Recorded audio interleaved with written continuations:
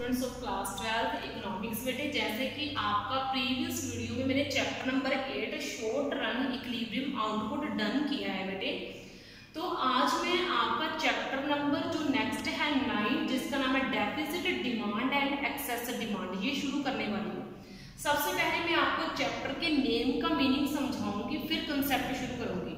देखो बेटे डेफिसिट का मीनिंग है कम, यानी कि अगर डिमांड कम हो जाए तो हम कैसे अरेंज करेंगे, चीज़ों को मैनेज कैसे करेंगे इकोनॉमी में। अगर एक्सेस यानी कि अगर डिमांड बढ़ जाए तो हम चीज़ों को कैसे मैनेज करेंगे इकोनॉमी में, ठीक है। अब देखो बेटा इन चीज़ों को चैप्टर को समझने के लिए हमें कुछ बेसिक से कंसेप्ट समझने पड़ेंगे, जिसमें आपका फर्स्ट कंसेप्ट है फुल एम्प्लॉयमेंट और सेकंड कंसेप्ट है अंडर एम्प्लॉयमेंट।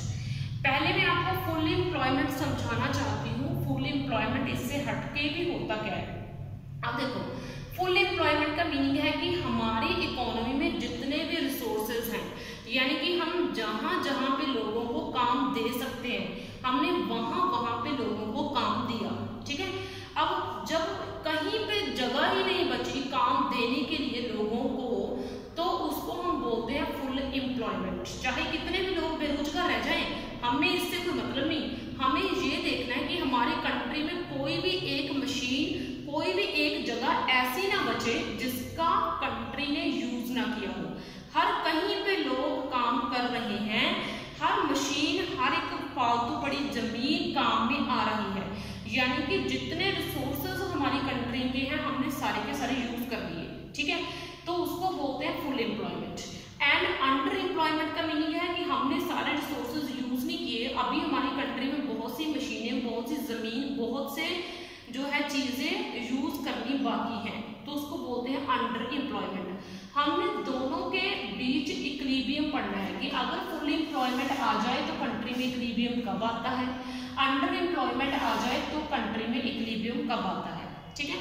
अब देखो अब मैं इसकी बात शुरू करने वाली हूँ। इक्विलिब्रियम मैंने आपको प्रीवियस चैप्टर में समझाया, स्टक यानी कि आएगा कब आएगा, जब एग्रीगेट डिमांड एग्रीगेट सप्लाई के इक्वल आएगी। ये मैंने आपको समझाया हुआ है कि इक्विलिब्रियम तब होता है जब एग्रीगेट डिमांड एग्रीगेट सप्लाई के इक्वल हो जाती है, या फिर ऐसे बोल दो कि सेविंग और इन्वेस्टमेंट आपस में इक्वल हो जाती है तो इक्विलिब्रियम आ जाता है। ये मैंने दोनों कंडीशंस आपको प्रीवियस वीडियो में समझाई थी।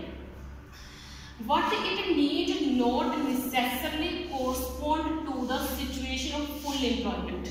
एग्रीगेट डिमांड एग्रीगेट सप्लाई के इक्वल आ रही है, सेविंग और इन्वेस्टमेंट इक्वल आ रही है, तो इसका मतलब ये नहीं है कि कंट्री में फुल एम्प्लॉयमेंट आ गया है, मतलब हम कंट्री के सारे रिसोर्सेज फुली यूटिलाइज कर रहे हैं, इसका मीनिंग ये नहीं है। इक्विलिब्रियम तब भी आ सकता है कंट्री में जब हम रिसोर्सेज पूरे यूटिलाइज नहीं कर रहे, यानी कि when resources are fully utilized. ये मैंने आपको ब्रैकेट में डाला है कि फुल एम्प्लॉयमेंट का मीनिंग क्या है। In the economy aggregate demand and aggregate supply में भी इक्वल, एग्रीगेट डिमांड और एग्रीगेट सप्लाई तब भी इक्वल हो सकते हैं when resources are not fully utilized, जब हम रिसोर्सेज का पूरा अच्छे से यूज नहीं करते, और when there is unemployment in the economy, अभी भी बहुत से लोग जो काम पे लग सकते थे वो फ्री बैठे हैं। क्यों? क्योंकि कंट्री में सारी चीजों का अच्छे से यूज नहीं किया जा रहा। अब देखो लेट अस अज्यूम, हम एक एग्जांपल के जरिए आपको समझाते हैं।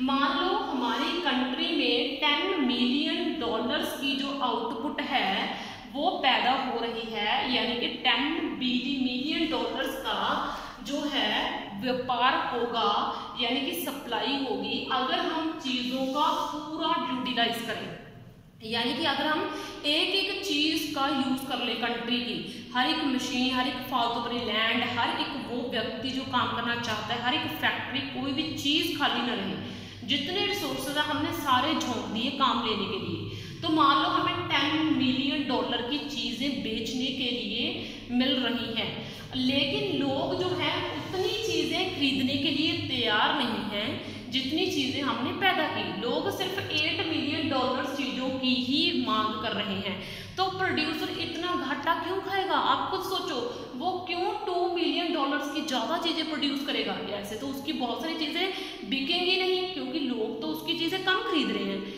अगर चीज़ें ही कम खरीदी जा रही हैं तो वो प्रोड्यूस ज़्यादा क्यों करेगा, फिर क्यों वो वहाँ पे इतना ज़्यादा इन्वेस्टमेंट करेगा, क्यों वो सारी चीज़ों को यूज़ में लाएगा, वो उतनी ही चीज़ें यूज़ करेगा जितने से उसको ज़्यादा प्रॉफिट हो जाए और उसकी एग्रीगेट सप्लाई और एग्रीगेट डिमांड इक्वल आ जाए। यानी कि एग्रीगेट डिमांड अगर $8 मिलियन की है तो वो एग्रीगेट सप्लाई भी $8 मिलियन की ही करेगा, क्योंकि वो कभी नहीं चाहेगा कि उसके पास स्टॉक बचा रह जाए, यानी कि उसकी चीज़ें बिके ना। ठीक है, तो इसलिए देन द इक्विलिब्रियम स्टक। अब देखो यहाँ पे इक्विलिब्रियम तो पहले ही आ गया, हमने पूरी चीज़ों का यूज़ किया तो हमें सप्लाई ज़्यादा हो गई, लेकिन डिमांड उतनी है नहीं, तो इसलिए हमें क्या करना पड़ेगा, कुछ चीज़ों को यूज़ करना हम बंद कर देंगे, यानी कि फुल यूटिलाइजेशन नहीं रहेगा कंट्री में किसका, चीज़ों का।